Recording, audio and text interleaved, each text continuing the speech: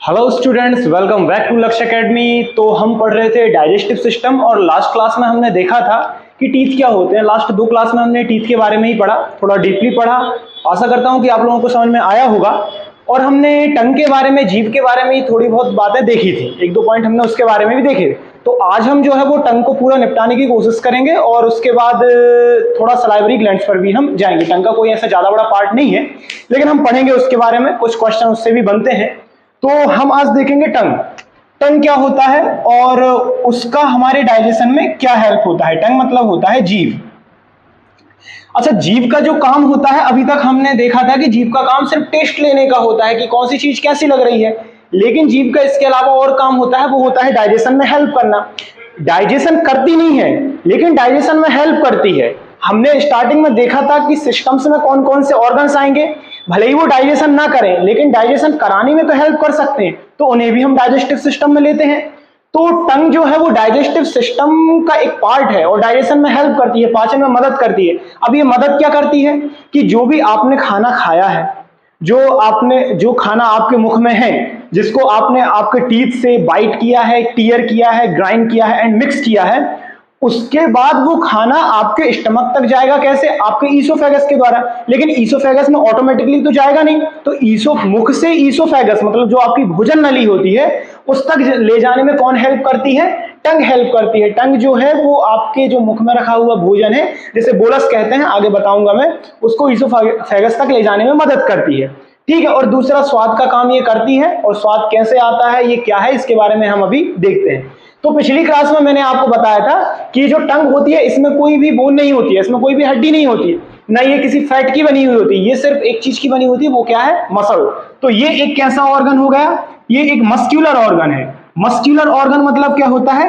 एक मांसल अंग है। ये मांसल अंग कहेंगे जिसमें सिर्फ मांस ही मांस होता है। अच्छा, ये जो आपकी टंग है इसमें कोई बोन होती नहीं है, लेकिन ये क्या है? एक बोन से जुड़ी हुई होती है। कौन सी बोन? Throat bone. थ्रोट में हमारी कौन सी बोन होती है? हमारे गले की जो हड्डी होती है वो कौन सी होती है? इसे हम कहते हैं हायोइड बोन। तो ये क्वेश्चन भी आता है कि जो टंग होती है वो किससे जुड़ी हुई होती है? वो आपकी हायोइड बोन से जुड़ी हुई होती है। हायोइड बोन, इसे हायोइड हड्डी भी कहा जाता है, अस्थि भी कहा जाता है। ये थ्रोट में होती है, हमारे गले के अंदर होती है, इसलिए हम इसे थ्रोट बोन भी कहते हैं। थ्रोट बोन, गले की हड्डी भी इसको कहा जाता है। ठीक है, दो बातें हमने इसके बारे में देख ली है। दूसरा कि ये जो होती है हमारी एक तरफ से जुड़ी हुई होती है, दोनों तरफ से जुड़ी हुई नहीं होती, ये तो नॉर्मल सी बात है, आप सब लोगों को पता होगी। तीसरा काम इसका क्या होता है कि टेस्ट का काम करती है। अब इसमें टेस्ट आता कैसे है उसके बारे में हम थोड़ी सी चर्चा करते हैं। देखो, टेस्ट जो है वो पूरी जीभ में नहीं आता है। सबसे पहली बात तो ये होती है, सारी जीभ में जो है वो टेस्ट नहीं आएगा।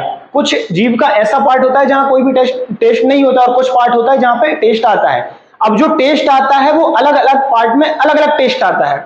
हम सब जो खाना खाते हैं वो एक टेस्ट का नहीं होता है, उसमें अलग अलग टेस्ट होता है, और अलग अलग टेस्ट जो है वो टंग के अलग अलग जगह पर आता है।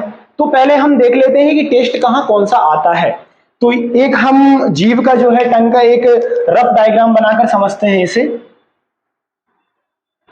ये हमारी जीभ कुछ इस प्रकार की होती है। पीछे ये किससे जुड़ी होती है? मैंने आपको बताया था ये हायोइड बोन से जुड़ी होती है। तो अगर हम देखें यहां पर, तो यहां पर टेस्ट कौन सा आएगा? यहां पर आता है स्वीट। स्वीट मतलब क्या होता है? स्वीट मतलब होता है मीठा।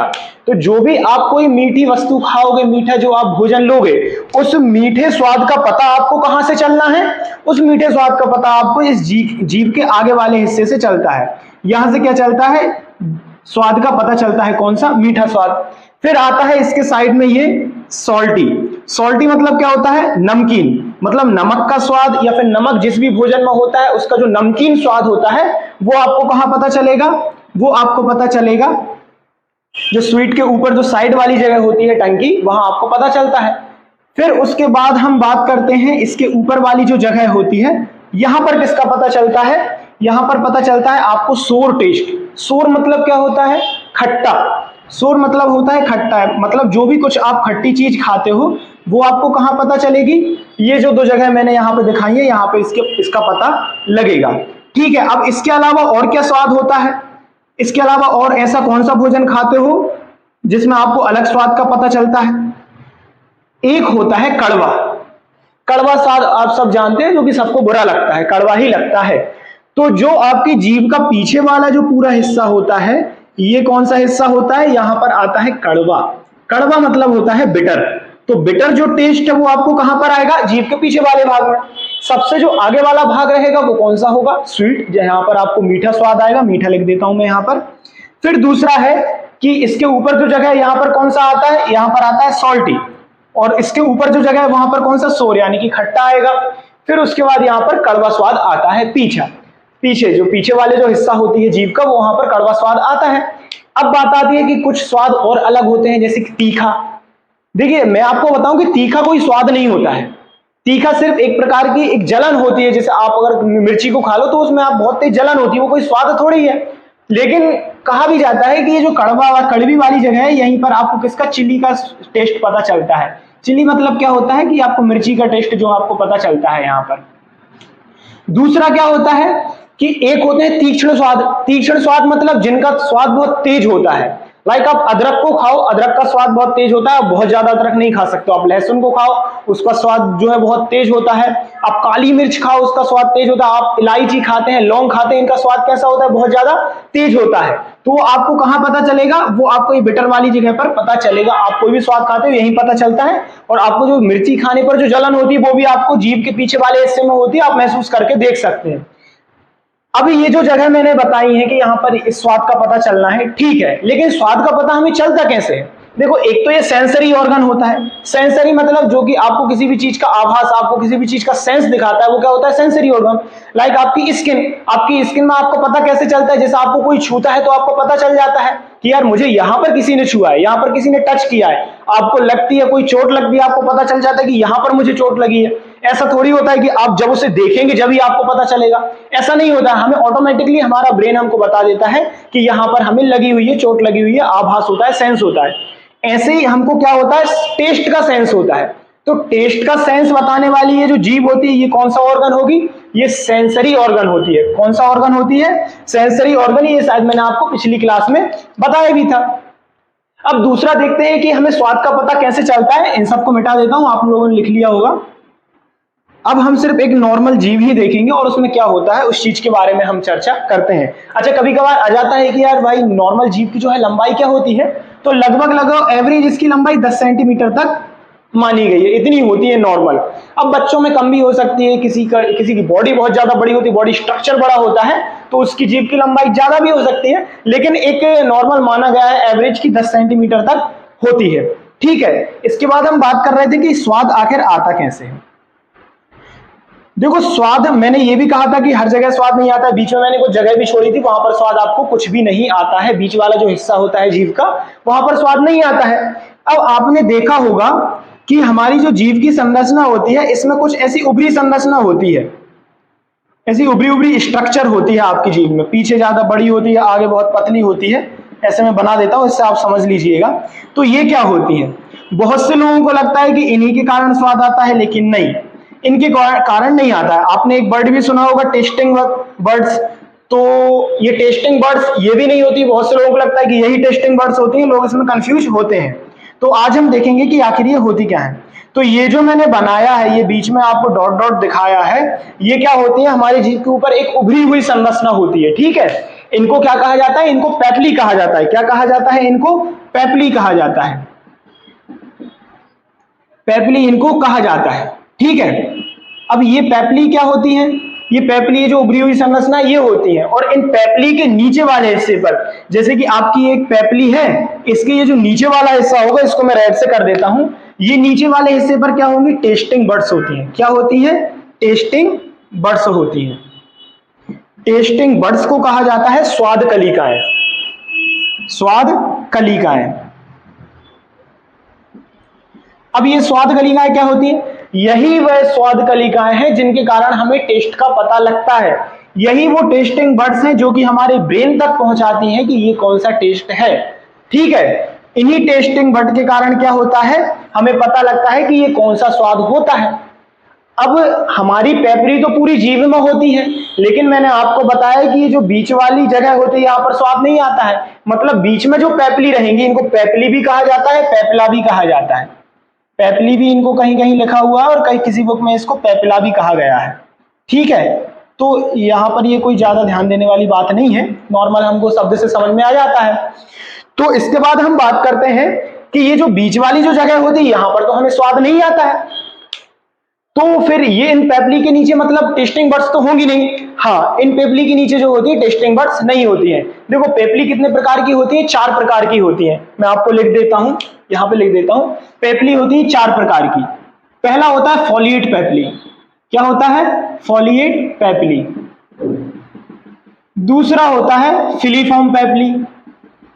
फिलीफॉर्म पेपली। फिर तीसरा होता है फंगीफॉर्म पेपली। तीसरा कौन सा है? फंगीफॉर्म पेपली। चौथा होता है क्या? सर्कमवैलेट पेपली। सर्कमवैलेट पेपली। ठीक है, ये 4 प्रकार की पेपली होती हैं। अब इनमें से कौन सी पेपली है जो हमारे बीच वाले हिस्से में होती है जीभ की, मतलब इनमें से ऐसी कौन सी पेपली है जिनमें स्वाद नहीं आता है, तो कौन सी पेपली होती है? फिलीफॉर्म पेपली होती है। ये पेपली से बहुत अच्छा क्वेश्चन बनता है कि किस प्रकार की पेपली या पेपला में टेस्टिंग बड्स नहीं पाई जाती हैं, तो किस प्रकार की? फिलीफॉर्म पेपली में जो होती हैं वो टेस्टिंग बड्स नहीं पाई जाती हैं। ये इनसे बहुत अच्छा क्वेश्चन बनता है और पहले भी बना हुआ है, तो इस बात को आप नोट कर लेंगे। टेस्ट किससे आता है? टेस्ट आता है टेस्टिंग बड्स से। ठीक है, हमारी जीभ में अलग अलग जगह पर अलग अलग स्वाद का पता लगता है, ये मैंने आपको बता चुका हूं। टेस्टिंग बड्स से टेस्ट आता है, ये भी मैंने आपको बता चुका हूं।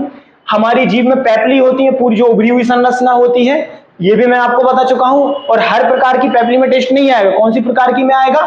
फिलीफॉर्म पेपली को छोड़कर ये जो 3 होती हैं, फॉलिएट पेपली, फंगीफॉर्म पेपली और सर्कमवैलेट पेपली, इन 3 प्रकार की पेपली में ही टेस्टिंग बड्स होती हैं। फिलीफॉर्म पेपली में टेस्टिंग बड्स नहीं होती हैं, मतलब बीच वाली जगह में कौन सी होंगी? फिलीफॉर्म होंगी, इनमें टेस्ट नहीं आता है। ठीक है, अब थोड़ा इसमें हम आगे बात करते हैं। तो टंग से इससे ज्यादा कोई क्वेश्चन नहीं बनते हैं, टंग्स का पार्ट सिर्फ इतना ही था। तो हम थोड़ा सा बात कर लेते हैं किसके बारे में। अब बात आती है सलाइवरी ग्लैंड्स के बारे में। देखो हमने माउथ में 3 चीज पढ़ी थी, कौन कौन सी? एक था टीथ, एक थी हमारी टंग और एक था हमारा क्या? Salivary glands. तो टीथ और टंग जो है वो हमारी कंप्लीट हो चुकी हैं। अब बात आती है सलाइवरी ग्लैंड्स की। तो सलाइवरी ग्लैंड्स देखते हैं। सबसे पहले तो हमें जानना होगा कि आखिर सलाइवरी ग्लैंड्स होती क्या है। तो सलाइवरी ग्लैंड्स वो होती हैं जिनसे सलाइवा प्रोड्यूस होती है। सलाइवा मतलब क्या होता है? हमारी जो लार होती है उसी को हम सलाइवा कहते हैं। सलाइवरी ग्लैंड्स को क्या कहेंगे? हमारी लारीय ग्रंथियां कहेंगे। तो जिनसे लार निकलती है वो क्या होंगी? लारीय ग्रंथियां। जिनसे सलाइवा निकलती है उन्हें क्या कहेंगे? हम सलाइवरी ग्लैंड्स कहेंगे। अब ग्लैंड्स क्या होता है? मैंने आपको फर्स्ट क्लास में बताया था कि ग्लैंड्स वो होती है जिनसे कोई ना कोई जूस निकलता है। ठीक है, ग्लैंड्स कितने टाइप की होती है? 3 प्रकार की होती है, ये भी मैंने आपको बताया था और आगे भी मैं आपको फिर से इनके बारे में बताऊंगा अगर मैंने डीपली इनको नहीं बताया होगा तो। ठीक है, एक ग्लैंड का अलग ही चैप्टर होता है, उसके बारे में हम चर्चा करेंगे।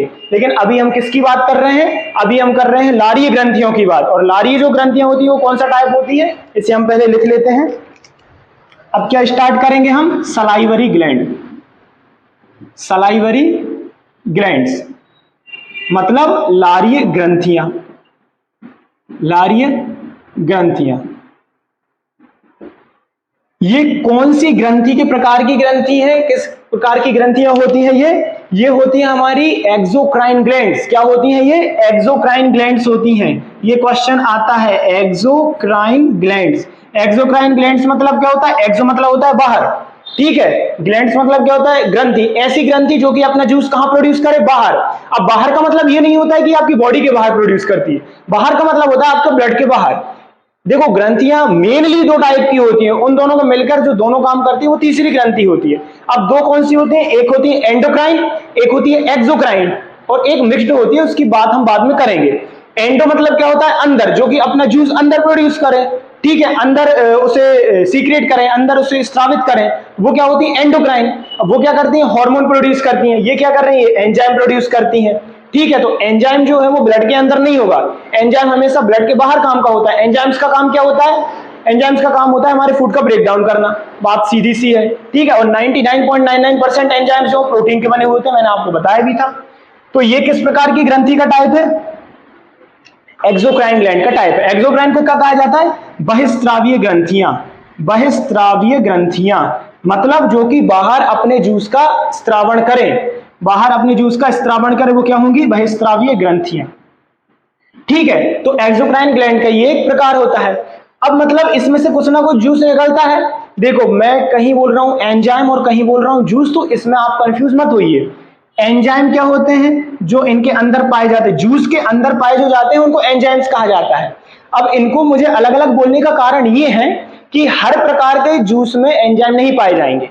मतलब एक जूस ऐसा भी होगा जो ग्रंथि तो प्रोड्यूस करेगी, लेकिन उसमें ना कोई एंजाइम होगा ना कोई हार्मोन होगा, उसके बारे में हम बात करेंगे। ठीक है, इसलिए मुझे जूस और एंजाइम अलग अलग बोलना पड़ रहा है। तो अभी आप एंजाइम ही ध्यान दें जब तक, तो कोई दिक्कत वाली बात नहीं है। तो जो इसने अपना जूस प्रोड्यूस किया है, सलाइवरी ग्लैंड्स, उनको क्या कहा जाता है, सलाइवा। सलाइवा एक जूस होता है, ठीक है, उस जूस के अंदर एंजाइम होते हैं। अब वो एंजाइम तक जाने से पहले हम ये चर्चा कर लें कि आखिर सलाइवरी ग्लैंड्स जो होती हैं वो कितने टाइप की होती हैं, क्योंकि उनके बारे में चर्चा करना जरूरी है। और जो जितनी भी प्रकार की सलाइवरी ग्लैंड्स होती हैं वो पूरी एक ही सलाइवा को प्रोड्यूस करते हैं, एक ही प्रकार के, अलग अलग उनमें कोई भी नहीं होता और एक ही प्रकार के एंजाइम्स होते हैं। सलाइवरी ग्लैंड्स कितने टाइप की होती है, सलाइवरी ग्लैंड्स होती हैं हमारी 3 टाइप की। कौन कौन सी, पहला होगा इसमें parotid salivary glands, parotid salivary glands. अब मैं सलाइवरी ग्लैंड्स को सिर्फ एस और जी लिख रहा हूं तो आप लोग समझ जाइएगा। फिर उसके बाद होती है हमारी सबलिंगुअल सलाइवरी ग्लैंड्स। कौन सी होती है, सबलिंगुअल सलाइवरी ग्लैंड्स। ठीक है, फिर एक होती है हमारी कौन सी, ये इनके टाइप है, ठीक है, इनमें भी ये कितनी कितनी होती है, 2 होती है। फिर एक होती है सब मैंडिब्यूलर, क्या होती है, सब मैंडिब्यूलर सलाइवरी ग्लैंड्स, सब मैंडिब्यूलर सलाइवरी ग्लैंड्स। तो ये 3 प्रकार की होती है। ठीक है, अब इनसे कुछ क्वेश्चन बनते हैं तो उसके बारे में हम थोड़ा सा डिस्कस कर लेते हैं। ठीक है, अब यहां पर क्या क्वेश्चन बनेंगे कि पहले ये बता दूं कि ये सब 2 होती है। जैसे कि पैरोटिड जो होगी वो कितनी होंगी, 2 होंगी। सबलिंगुअल कितनी होंगी, 2 होंगी। सब मैंडिबुलर कितनी होंगी, 2 होगी। तो ये किस में पाई जाती है, पेयर में पाई जाती है। टोटल कितनी होंगी, 6 होंगे। टोटल टाइप्स कितने होंगे, 3 होंगे। एक टाइप्स की कितनी होती है, 2 होती है। ठीक है, इनको हिंदी में भी यही कहा जाता है। अब इनकी लोकेशन की बात कर लेते हैं कि आखिर ये पाई कहां जाती हैं। देखो ये जो पैरोटिड सलाइवरी ग्लैंड्स होती है ये हमारे नियर बाय ईयर होती है, मतलब आपके कान के पास होती है। ये जो आपका कान होता है तो इसमें अंदर की साइड यहां पर क्या होती है, दोनों साइड पैरोटिड सलाइवरी ग्लैंड्स होगी। एक इस तरफ होती है और एक इस तरफ होती है, 2 होती है। तो ये कहां होगी, near by ear, near by ear, कान के पास होती है ये।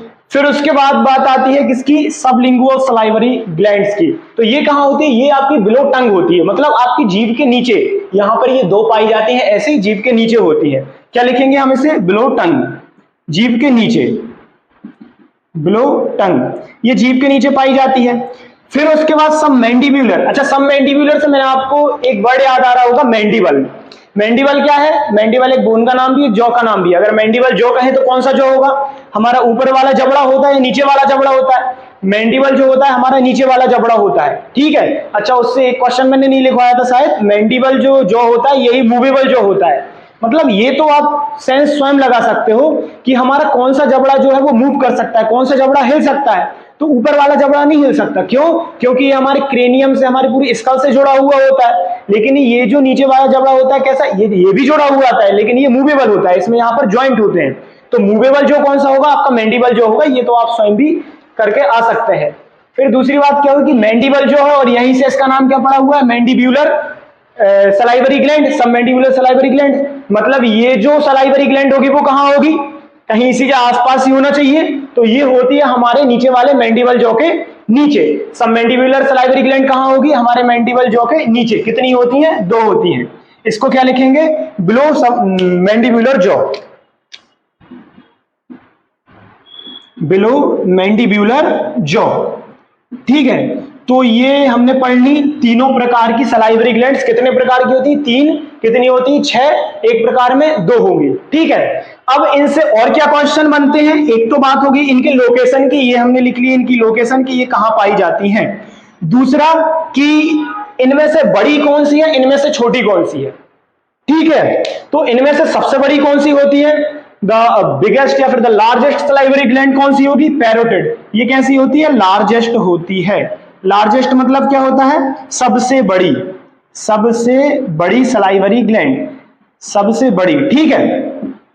अब मैं ये ऑल ओवर ग्लैंड्स की बात नहीं कर रहा हूं कि सभी ग्लैंड्स में सबसे बड़ी कौन सी होगी, मैं सभी ग्लैंड्स के बारे में बात नहीं कर रहा हूं। ग्लैंड्स बहुत टाइप की होती है, इनसे बड़ी भी होती है, लेकिन मैं किन की बात कर रहा हूं, जिनसे सलाइवा प्रोड्यूस होता है। सलाइवा किन से प्रोड्यूस होता है, सलाइवरी ग्लैंड से। मतलब इन तीनों प्रकार की सलाइवरी ग्लैंड्स में सबसे बड़ी कौन से टाइप की होंगी, सबसे बड़ी होती है पैरोटिड सलाइवरी ग्लैंड्स। कहां पाई जाती है, हमारे कान के पास पाई जाती हैं। मतलब लार्जेस्ट कौन सी होगी, parotid salivary glands, salivary glands में, ठीक है। फिर दूसरा आता है सबलिंगुअल। सबलिंगुअल कैसी होगी, सबलिंगुअल होती है सबसे छोटी, सबसे छोटी। मतलब क्या लिखेंगे हम इसे, स्मॉलेस्ट, स्मॉलेस्ट सलाइवरी ग्लैंड्स, या फिर सबसे छोटी, सबसे छोटी होगी, ठीक है। फिर उसके बाद बात आई किसकी, सबमैंडिबुलर की। अब सबसे बड़ी तो ये हो गई, सबसे छोटी ये हो गई, तो इसका कोई नहीं है, बीच वाली होगी, ना ज्यादा बड़ी होगी ना ज्यादा छोटी होगी, मॉडरेट होती है ये। अब बात आती है कि इनमें से कौन सी सलाइवरी ग्लैंड से सलाइवा प्रोड्यूस करती है। तो मैं आपको बता दूं सभी प्रकार की ग्लैंड जो हैं वो सलाइवा यानी कि हमारी लार को बनाती है, ठीक है। अब कौन सी कितना बनाती है ये क्वेश्चन भले ही आ सकता है। तो सबसे ज्यादा जो सलाइवा बनाती है वो कौन सी बनाती होगी, यहां से स्टूडेंट्स जो है वो अपना सेंस लगाते हैं कि सबसे बड़ी कौन सी है, पैरोटिड सलाइवरी ग्लैंड से, तो सबसे ज्यादा भी यही बनाती होगी, लेकिन ऐसा नहीं है। ये जो दोनों जितना बनाती है, मतलब पैरोटिड और सबलिंगुअल, ये दोनों मिलकर लगभग 25 से 30% सलाइवा बनाती हैं। 25 से 30% सलाइवा का निर्माण करती है कौन सी, पैरोटिड सलाइवरी ग्लैंड्स और सबलिंगुअल सलाइवरी ग्लैंड्स। भले ही ये सबसे बड़ी है लेकिन उससे कोई फर्क नहीं पड़ता है, ठीक है। अब 25 से 30% ये कर रही है, तो ये कितनी करती होंगी, ये लगभग 70 से 75% करती है। ये मैं आपको अप्रोक्स वैल्यू बता रहा हूं, इतने के आसपास। मतलब सबसे ज्यादा कौन सी बनाएगी, सबमैंडिबुलर। सबमैंडिबुलर जो सलाइवरी ग्लैंड्स रहेगी सबसे ज्यादा बनाती है, कितनी बनाती है, 70 to 75% सलाइवा को प्रोड्यूस करती है ये। यहां पर मैं लिख देता हूं सलाइवरी प्रोडक्शन, सलाइवा प्रोडक्शन, ठीक है। क्या देखा, इससे इतने ही क्वेश्चन आएंगे सलाइवरी ग्लैंड। हाँ, अब इनसे जो सलाइवा निकलती है उसके काम को हम देखेंगे। इसमें हमने क्या देखा कि सलाइवरी ग्लैंड्स कितने टाइप की होती है, सलाइवरी ग्लैंड्स 3 टाइप की होती हैं। कौन कौन सी होती हैं, parotid salivary glands, sublingual salivary glands और सबमैंडिबुलर सलाइवरी ग्लैंड्स, ठीक है। ये इन सबके हिंदी में भी यही नाम होते हैं। इनकी लोकेशन देखिए, ये कहां होती है, ये कान के पास होती है, ये कहां होती है, हमारी जीभ के नीचे यहां पे पाई जाती है, और ये कहां होती है, ये सबमैंडिबुलर जॉ, मतलब मैंडिबुलर जॉ के नीचे पाई जाती है, इसलिए इनको सबमैंडिबुलर सलाइवरी ग्लैंड्स कहा जाता है। फिर उसके बाद किसकी बात आई कि इनमें से बड़ी कौन सी है, छोटी कौन सी है, तो सबसे बड़ी कौन सी होगी, पैरोटिड होगी। फिर उसके बाद सबलिंगुअल होगी, और जो सबमैंडिबुलर होती है वो बीच वाली होती है, मॉडरेट होती है, ठीक है। सबसे बड़ी कौन सी है, पैरोटिड, सबसे छोटी कौन सी है, सबलिंगुअल। ये सलाइवरी ग्लैंड्स इन तीनों प्रकार में ही सबसे बड़ी और छोटी की बात की जा रही है, ऑल ओवर ग्लैंड्स की बात यहाँ पर नहीं की जा रही है। फिर उसके बाद हम देखेंगे कि इनमें से कौन सी जो ग्रंथि है वो सबसे ज्यादा प्रोडक्शन करती है। तो सबसे ज्यादा लार बनाने का काम, लार निर्माण करने का काम कौन करती है, सबमैंडिबुलर सलाइवरी ग्लैंड्स करती है। फिर उसके बाद किसकी बात आती है, पैरोटिड और सबलिंगुअल। तो ये दोनों मिलकर ही कितना करती है, लगभग उससे आधा, उससे आधे से भी आप कम कह सकते हो, मतलब 25 से 30%, वो 70 से 75% करती है, ठीक है। अब दूसरी बात आते हैं कि ये जो सलाइवा है, अब सलाइवा के बारे में बात कर लेते हैं। ग्लैंड्स के बारे में तो बात होगी, इससे ज्यादा क्वेश्चंस नहीं बनेंगे, ठीक है। तो अब बात आती है सलाइवा की, कि सलाइवा क्या है, ये कैसे काम करती है, इसका काम क्या होता है, इसका निकलना जरूरी है क्या, क्या क्या होता है इसमें, इन सब के बारे में हम बात करते हैं। तो मैं अब यहां पर लिख देता हूं सलाइवा। सलाइवा मतलब क्या होता है, सलाइवा मतलब होता है लार, ठीक है। सबको लार निकलती है, नॉर्मल सी बात है। अब इसमें होता क्या है, ये किससे बनी हुई होती है, ठीक है। सलाइवा एक जूस है, इसमें क्या होगा, इसमें मिनरल्स होते हैं, मिनरल्स होते हैं, ठीक है। और इसमें क्या होगा, इसमें म्यूकस होता है, म्यूकस, मिनरल्स को कहा जाता है खनिज, म्यूकस को क्या कहा जाता है, श्लेष्मा। ये क्या होता है मैं अभी बताऊंगा आपको। फिर उसके बाद और इसमें क्या होता है, एंजाइम होते हैं, एंजाइम्स होते हैं, एंजाइम को एंजाइम ही कहा जाता है। फिर उसके बाद क्या होगा, इसमें कुछ प्रोटीन्स भी होते हैं। अब प्रोटीन्स तो एक नॉर्मल सी बात है, एंजाइम प्रोटीन के बने हुए होते हैं, तो प्रोटीन तो होना ही चाहिए, प्रोटीन को प्रोटीन ही कहा जाता है। क्या क्या होता है इसमें, बेसिक चीजें तो ये लगभग ये होती हैं, ठीक है। मिनरल्स भी होते हैं, म्यूकस भी होता है, एंजाइम भी होता है, प्रोटीन भी होता है। मिनरल्स आप जानते ही खनिज तत्व होते हैं, ठीक है। क्या होता है, जिंक हो गया, सोडियम हो गया, ये सब चीजें मिनरल्स में आती है, हमारी बॉडी के अंदर होती है। गोल्ड भी होता है, आयरन भी होता है, ये सब चीजें मिनरल्स होती हैं। हाँ, जिंक के बारे में मैं अगर आपसे कहूं तो जिंक हमारे आंसुओं में भी होता है। जिंक जो है सलाइवा में भी होगा, हमारे टीयर्स मतलब आंसुओं में भी होगा, और हमारे स्वेट मतलब हमारे पसीने में भी जिंक होता है। ये क्वेश्चन एक बार आ चुका है, इसलिए मैं आपको एक बार बता दे रहा हूं। तो इन सब से मिलकर क्या बनती है? सलाइवा बनती है। ठीक है, हमें इनसे किससे काम है? हमें सिर्फ एंजाइम से बहुत ज्यादा काम होता है। यही इसमें होती है मेन चीज। कौन सा? एंजाइम। की सलाइवा में एंजाइम होते हैं। हाँ, उसके पहले मुझे बताना था कि ये म्यूकस क्या होता है। देखो, हमारी लार क्या होती है? चिपचिपी होती है। तो जो उसमें चिपचिपा पदार्थ जो होता है ना, जो चिपचिपा जो मैटर होता है उसमें, वही क्या होता है? म्यूकस होता है। जो आपका चिपचिपा पदार्थ होता है वही म्यूकस होता है। ठीक है, हमारी बॉडी में कहीं भी अगर ऐसा कोई चिपचिपा पदार्थ होता है तो वो म्यूकस ही होता है। हमारी लार भी चिपचिपी होती है, उसमें भी म्यूकस होता है। अब वो भी जरूरी है भाई। अगर चिपचिपा पदार्थ नहीं होगा तो आपका खाना अंदर सही तरीके से कैसे जाएगा? कुछ मुंह में लगा रह जाएगा, कुछ आपके ईसोफेगस में लगा रह जाएगा। ठीक है, तो चिपचिपे पदार्थ से क्या हो जाता है? एक तो आसानी से चला जाता है खाना। फिर उसके बाद आती है एंजाइम की बात। तो एंजाइम जो होते हैं, अब ये कौन कौन से एंजाइम इसमें होते हैं? क्या एक ही होता है? क्या एक से ज्यादा होते हैं? तो इसके बारे में हम बात कर ले रहे हैं। तो सलाइवा में होते हैं दो टाइप के एंजाइम। कितने टाइप के एंजाइम होते हैं? दो टाइप के एंजाइम होते हैं। कौन कौन से होते हैं? आइए देख लेते हैं। सलाइवा में होते हैं दो टाइप के एंजाइम। कौन कौन से? एक होता है लाइसोजाइम, एक क्या होता है? लाइसोजाइम। लाइसोजाइम कहो, या हिंदी में भी इसे लाइसोजाइम ही कहा जाता है, लाइसोजाइम। ठीक है, दूसरा कौन सा होता है? दूसरा होता है सलाइवरी अमाइलेज। Salivary amylase. देखो, मैं आपको बता दूं कि अमाइलेज वर्ड यहां भी आया, बहुत जगह भी आएगा। एक और चीज होती है, एक ग्रंथि और होती है जो कि अमाइलेज को प्रोड्यूस करती है, लेकिन ये सलाइवा में रहता है, इसलिए इसको सलाइवरी अमाइलेज कहते हैं। बाकी अमाइलेज और भी प्रोड्यूस होता है हमारी बॉडी में, आगे चल के हम इसकी चर्चा करेंगे। इसके अलावा इसका एक और नाम होता है, क्या कहा जाता है? Ptyalin amylase. क्या कहा जाता है इसको? टाइलिन अमाइलेज कहा जाता है।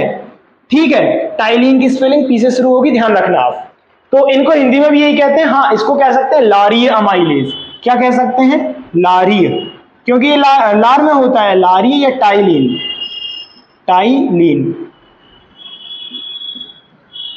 तो ये दो प्रकार के जो होते हैं हमारी बॉडी में, हमारी सलाइवरी ग्लैंड जो है एंजाइम्स को प्रोड्यूस करती है। इसमें म्यूकस भी होता है, मिनरल्स भी होते हैं, प्रोटीन्स भी होते हैं। अब इनका काम क्या होता है, इसके बारे में हम थोड़ी सी चर्चा कर लेते हैं कि लाइसोजाइम का काम क्या है, सलाइवरी अमाइलेज का काम क्या होता है। तो देखो, सबसे पहले हम लाइसोजाइम देख रहे थे, क्योंकि इसका बहुत छोटा सा काम होता है और बहुत जरूरी काम भी होता है। मैंने आपको पहले बताया था कि एंजाइम्स का काम क्या होता है? Break down of food. जो आपने फूड खाया उसका ब्रेक डाउन करना एंजाइम का मेन काम होता है। मेन जो उसका फंक्शन होगा वो क्या होगा? Break down of food. हमारा जो खाना हमने भोजन लिया है उसको छोटे छोटे टुकड़ों में, मॉलिक्यूल्स में तोड़ना, किसका काम है? एंजाइम्स का। लेकिन लाइसोजाइम एक ऐसा एंजाइम होता है जो कि आपके फूड का ब्रेकडाउन नहीं करता है। ये बात आप देख लीजिए, लाइसोजाइम एक ऐसा एंजाइम होता है जो कि आपके फूड का पाचन नहीं करता है कुल मिला के। तो फिर ये करता क्यों है? अब इसके निकलने का कुछ ना कुछ कारण तो होना चाहिए। फालतू में कोई चीज हमारी बॉडी में नहीं होती है, जो होती है वो वेस्टिजियल ऑर्गन है। ठीक है, तो इसका काम क्या है? इसका काम है जर्म्स को मारना, जर्म्स को मारना, बैक्टीरियाज को मारना। ठीक है, जो भी आपके जीवाणु, कीटाणु और फिर विषाणु, वायरसेस भी हो सकते हैं इसमें, इन सबको मारना होता है। अब ये क्यों जरूरी है भाई? हम खाना इतना खराब थोड़ी खा रहे हैं कि उसमें बैक्टीरिया आ जाए या फिर जर्म्स आ जाए, और वही अनवांटेड बैक्टीरिया को मारना जो कि हमारी बॉडी के लिए जरूरी नहीं है। जैसे कि आप अगर कहो कि हम दही खा रहे हैं तो उसमें बैक्टीरिया को ये मार देगा, वो हमारे लिए जरूरी है, उनको नहीं मारेगा। कौन से बैक्टीरिया? जो कि हमारी बॉडी के लिए जरूरी नहीं है। आप जैसे कि कभी बिना हाथ धोए खाना खा लो। अच्छा, हम ये क्यों बोलते हैं कि हाथ हमको धोना चाहिए? क्यों? क्योंकि हमारे हाथों में क्या लगे होते हैं? जर्म्स लगे होते हैं, बैक्टीरियास लगे होते हैं, वायरसेस लगे होते हैं, गंदगी लगी होती है। तो उन जीवाणुओं को, उन कीटाणुओं को, उन जर्म्स को मारने का काम कौन करता है? लाइसोजाइम करता है। कभी आपने बिना हाथ धोए खाना खा लिया तो आप बीमार ना पड़ो, इसलिए लाइसोजाइम क्या करता है? जर्म्स और बैक्टीरियास को मारता है। टू किल, यहां पर लिख लो टू किल, इनको मारने का काम करता है, मारने का। ठीक है, अब यहां से कुछ स्टूडेंट्स महानुभाव ये भी सोचेंगे कि भाई जब हमारी बॉडी में लाइसोजाइम है, जब ये जर्म्स को, बैक्टीरिया को, गंदगी को मार रहा है, तो फिर हम हाथ ही क्यों धोएं? ये भी कुछ लोगों का क्वेश्चन हो सकता है। तो मैं आपकी जानकारी के लिए बता दूं कि ये पूरी तरीके से जर्म्स को नहीं मारेगा, हाँ थोड़े बहुत अगर कभी गलती से चले जाए थोड़े बहुत तो उनको मारेगा, ये पूरी तरीके से नहीं मारता है, पार्शियली करता है। ऐसा नहीं कि आपने भर भर के बैक्टीरिया खा लिए हो खाने में और ये मार दे, ऐसा कभी नहीं होता है। थोड़े बहुत को मार सकता है, गलती से आपके हाथ थोड़े नहीं धुले हो या कभी इमरजेंसी हो गई हो तब, ठीक है। ये तो हो गया लाइसोजाइम का, यही काम आता है इसका। फिर उसके बाद हम बात कर लेते हैं सलाइवरी अमाइलेज की, कि इसका काम क्या होता है। तो इसको आप देखें आगे, इसको हम थोड़ा सा अलग से देखते हैं क्योंकि इसका थोड़ा सा ज्यादा काम होता है। किसकी बात करेंगे हम, सलाइवरी अमाइलेज का हो या फिर टाइलिन अमाइलेज का हो, ठीक है। तो हम टाइलिन की बात कर लेते हैं कि आखिर इसका काम क्या है। इसको मैं डायरेक्ट अमाइलेज ही लिखता हूं, चलो ये भी लिख दे रहा हूं, टाइलिन, ठीक है। तो टाइलिन या फिर सलाइवरी, सलाइवरी तो ये क्या होता है, इसका काम क्या होता है। देखो अब एक एंजाइम तो वहां गया जो कि जर्मिसाइड था, मतलब जर्म्स को मार रहा था। दूसरा एंजाइम तो कम से कम हमारे भोजन का पाचन करे, तो वो जो है वो हमारे भोजन का पाचन करता है। अब इसके पहले मैंने आपको ये बात पढ़ाई थी कि भाई भोजन का पाचन आखिर कौन सा ऐसा भोजन होता है जो कि पचता है। विटामिन पचते नहीं है, विटामिन का डाइजेशन नहीं होता है, क्यों, क्योंकि वो ऑलरेडी बहुत छोटे मॉलिक्यूल्स में पाए जाते हैं, तो विटामिन तो डाइजेस्ट नहीं होंगे, ठीक है। फिर उसके बाद मिनरल्स भी डाइजेस्ट नहीं होते, ऑलरेडी बहुत छोटे मॉलिक्यूल है, mg में लेते हैं, मिलीग्राम में लेते हैं, मैंने पहले आपको बताया था। तो अब बचेगा कौन, हमारा पानी, पानी भी नहीं पचता है। फिर कौन बचेगा, हमारे बचते हैं कौन, कार्बोहाइड्रेट, प्रोटीन और फैट। ये मैंने तीन आपको एनर्जी मॉलिक्यूल्स पहले से बताए हुए थे, और इन्हीं का डाइजेशन होता है। कौन कौन से होते हैं, कार्ब्स होते हैं, मैं यहाँ पर कार्ब्स लिखता, कार्बोहाइड्रेट पहले मैंने आपको लिखा चुका हूं, ठीक है। फिर दूसरा क्या होता है, दूसरे होते हैं प्रोटीन, तीसरा क्या होता है, फैट। ये तीन चीजें होती हैं जिनका पाचन होता है, और इन्हीं से हमें क्या मिलती है, इन्हीं से हमें ऊर्जा मिलती है, इन्हीं से हमें एनर्जी मिलती है, ठीक है। तो अब इन तीनों का पाचन में से कौन सी चीज है जिसका पाचन टाइलिन या फिर सलाइवरी अमाइलेज करता है, ये क्वेश्चन भी आता है। अच्छा ये ऐसे भी आ सकता है कि लारी अमाइलेज, टाइलिन अमाइलेज या डायरेक्ट अमाइलेज भी आ सकता है कि अमाइलेज किसका पाचन करता है। चार आपको ऑप्शन दे दिए जाएंगे, कार्बोहाइड्रेट होगा, प्रोटीन होगा और वसा होगा, फैट होगा, और एक इनमें से होगा कि इनमें से कोई नहीं। तो आप किसको टिक करके आएंगे, आप कार्बोहाइड्रेट को टिक करके आएंगे। क्यों, क्योंकि सलाइवरी अमाइलेज या टाइलिन अमाइलेज किसका पाचन करता है, वो करता है हमारे कार्बोहाइड्रेट, मतलब शर्करा का पाचन करता है। ये क्वेश्चन बहुत ज्यादा मीन बनता है, किसका पाचन करता है, कार्बोहाइड्रेट, कार्बोहाइड्रेट का हो या फिर क्या कहो, इसे आप कहो शर्करा, शर्करा का पाचन करता है, ठीक है। तो इस चीज का ये पाचन करेगा। अब किस प्रकार से करता है वो देखते हैं। देखो कार्बोहाइड्रेट जो होता है वो मैंने आपको बताया था कि पाचन किसका होता है, जो पहले से एक बड़े मॉलिक्यूल में हो उसे छोटे मॉलिक्यूल में कन्वर्ट करना, यही पाचन होता है। मतलब हम जो खा रहे हैं वो कैसे में है, वो एक बड़े मॉलिक्यूल में है। और कार्बोहाइड्रेट की कॉम्प्लेक्स फॉर्म यानी कि जटिल जो उसकी संरचना होती है उसे क्या कहा जाता है, स्टार्च कहा जाता है। क्या कहा जाता है, स्टार्च। अच्छा इन चीज के बारे में हम डीपली कहां पढ़ेंगे, न्यूट्रिशन में पढ़ेंगे। आप सिर्फ ये चैप्टर समझने के हिसाब से थोड़ा सा समझ लीजिए कि इसका जो कॉम्प्लेक्स फॉर्म होता है, इसकी जो जटिल स्थिति होती है वो कौन सी होती है, स्टार्च होती है। अब स्टार्च से इसको ब्रेक डाउन किया जाए तो ये किस में टूटता है, ये टूटता है माल्टोज में। किस में टूटेगा, माल्टोज में टूटेगा, ठीक है। मतलब ये थोड़ा सा सिंपल फॉर्म हो गया किसके कंपैरिजन में, स्टार्च के कंपैरिजन में। लेकिन ये सिंपलेस्ट नहीं है, मतलब सबसे ज्यादा सिंपल नहीं है, थोड़ा सा सिंपल है, वो भी स्टार्च के कंपैरिजन में। हमें धीरे धीरे छोटे छोटे मॉलिक्यूल करना है, तभी तो हमारी बॉडी इनको एब्जॉर्ब कर पाएगी। तो ये किसको करती है, ये स्टार्च को माल्टोज में कन्वर्ट करती है, स्टार्च को माल्टोज में कन्वर्ट करेगी। ये क्वेश्चन आता है, स्टार्च से माल्टोज में कन्वर्ट कौन करता है, सलाइवरी अमाइलेज करती है। कहां होता है, हमारे मुख में होता है, ठीक है। ये क्वेश्चन इसमें आता है। फिर इसके बाद हम अगर देखें कि इसके बाद प्रोटीन और फैट का पाचन कौन करेगा, तो प्रोटीन और फैट का पाचन मुख में नहीं होता है। क्वेश्चन ये भी आता है कि आपके माउथ में किसका डाइजेशन होगा, कार्बोहाइड्रेट का होगा, प्रोटीन का होगा, फैट का होगा, किसका होगा। तो उसमें आपको टिक करना पड़ेगा कि कार्बोहाइड्रेट का होता है। तो इसका यही काम होता है और कुछ काम नहीं होता है। फिर इसके बाद जो भोजन जाता है वो हमारे जीभ हमें उसमें हेल्प करती है और ईसोफेगस में चला जाता है। यहां से एक क्वेश्चन बनता है कि डाइजेशन कहां से स्टार्ट होता है। ये बात मैंने आपको एलिमेंट्री कैनाल जब बताई थी पहले मैं बता चुका हूं। डाइजेशन कहां से स्टार्ट होता है, माउथ से स्टार्ट होता है, ठीक है, मुख से स्टार्ट होता है आपका पाचन, ये मैंने आपको बता दिया था। लेकिन अब आपको ये पता चल चुका है कि माउथ से किसका डाइजेशन स्टार्ट होता है, तो शर्करा का। शर्करा मतलब क्या होता है, कार्बोहाइड्रेट्स का। किसका, कार्बोहाइड्रेट्स का पाचन हमारे मुख से स्टार्ट हो जाता है। अब यहां जो हमने खाना खाया है, यहां जो हमने फूड इनटेक किया है, वो कहां है, अभी तक हमारे मुख में ही है। हम 3 क्लास पढ़ रहे हैं लेकिन अभी तक हमारे मुख में ही है। ठीक है, इंजेक्शन हमने कर चुके थे, ये क्या था, ये डाइजेशन हमारी प्रोसेस चल रही है।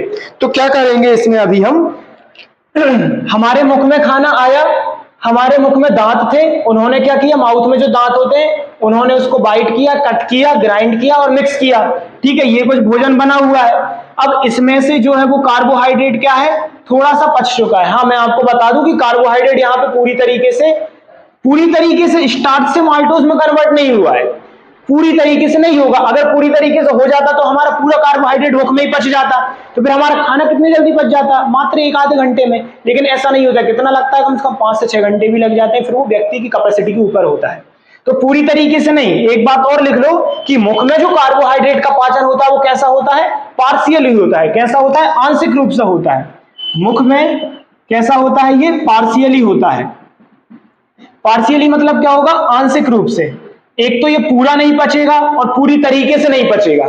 ठीक है, दोनों चीजें। एक तो ये पूरा नहीं पचेगा मतलब जितना भी स्टार्च है पूरा माल्टोज में कन्वर्ट नहीं होगा, और पूरी तरीके से नहीं होगा। ऐसा नहीं है कि स्टार्च डायरेक्ट ग्लूकोज में हो जाए, तो पूरी तरीके से नहीं होता। कैसा होता है, ये आंशिक होता है। ये भी क्वेश्चन आ सकता है कि हमारे मुख में जो होता है वो कार्बोहाइड्रेट पूरी तरीके से है या आंशिक रूप से। किससे, आंशिक रूप से, पार्शियली इसका डाइजेशन होता है। ये चीज आप लिख लो। ठीक है, अब जो हमारे मुख में जो भोजन है वो कैसा है, उसमें कार्बोहाइड्रेट पार्शियली क्या हो चुका है, डाइजेस्ट हो चुका है, प्लस हमारा जो भोजन है वो कैसा हो चुका है, ग्राइंड हो चुका है। फिर उसके बाद क्या हो चुका, मतलब पिस चुका है पूरा भोजन। फिर उसके बाद उसमें म्यूकस भी मिल चुका है। ठीक है, मतलब पूरी उसमें क्या मिल चुकी है, सलाइवा मिल चुकी है, पूरी सलाइवा उसमें मिल चुकी है। थोड़ा सा कार्बोहाइड्रेट पच चुका है। ठीक है, मिक्स हो चुका है पूरा भोजन। जो एक अब जो बना है जो भोजन हमारा, अब ये कहां जाएगा, ये हमारी जीभ इसको कहां ले जाएगी, आहार नलिका, आहार नलिका या फिर भोजन नलिका कहो। ठीक है, या फिर फूड पाइप कहो, और ईसोफेगस भी कहा जाता है। तो यहां जाएगा। अब यहां से एक और क्वेश्चन बनता है। क्या क्वेश्चन बनता है कि हमारे मुख में जो भोजन होता है जिसमें सलाइवा मिली हुई होती है उसको क्या कहा जाता है, तो इस पूरे भोजन को क्या कहा जाएगा, बोलस फूड। इसको आप ध्यान से देखें और ध्यान से लिखें, क्या कहा जाता है इसको, बोलस फूड। हमारे जो मुख में भोजन है उसको क्या कहा जाता है, बोलस कहा जाता है। ये क्वेश्चन बनता है और बार बार रिपीट हुआ है। तो इतने हमने आज पढ़े, क्वेश्चन भी पढ़े, और क्या होते हैं, किसके काम क्या होते हैं, एंजाइम्स के काम क्या होते हैं, कितने प्रकार की सलाइवरी ग्लैंड्स होती हैं, लार में क्या क्या होता है, जिंक कहाँ कहाँ होता है। ठीक है, टंग में क्या होता है, टेस्ट कैसे आता है, कौन सी पैपली होती है, क्या टेस्टिंग बड होती हैं। उसमें मैं आपको एक चीज और बता दूं कि टेस्टिंग बड कितनी होती है हमारी जीभ में, हमारी जीभ में लगभग 2 से 3 हजार, कितनी होती हैं, 2000 से 3000 टेस्टिंग बड होती हैं। अब एक फैक्ट बता दूं, लिखने का नहीं है वो फैक्ट, कि जो गर्ल्स में होती है ना, मतलब जो फीमेल्स में मेल्स के कंपैरिजन में ज्यादा टेस्टिंग बड्स होती है, इसलिए फीमेल्स को ना टेस्ट का बड़ा पता लग जाता है कि ये कौन सा टेस्ट है, कैसा है। हाँ, नमक कम, थोड़ा बहुत नमक कम हम लोगों को चल जाता है, उनको पता लग जाता है कि नहीं इसमें नमक कम है, डालो। इसीलिए वो किचन का काम करते हैं ज्यादातर। ठीक है, तो आज के लिए बस इतना ही। बाकी का अब जो हमारा बोलस फूड है, बोलस फूड मतलब जो हमारे मुख में है, अब वो ईसोफेगस से कैसे जाएगा, फिर स्टमक में उसका क्या होगा, इंटेस्टाइन्स में क्या होगा, उनको हम आगे की क्लास में देखते हैं। Thank you.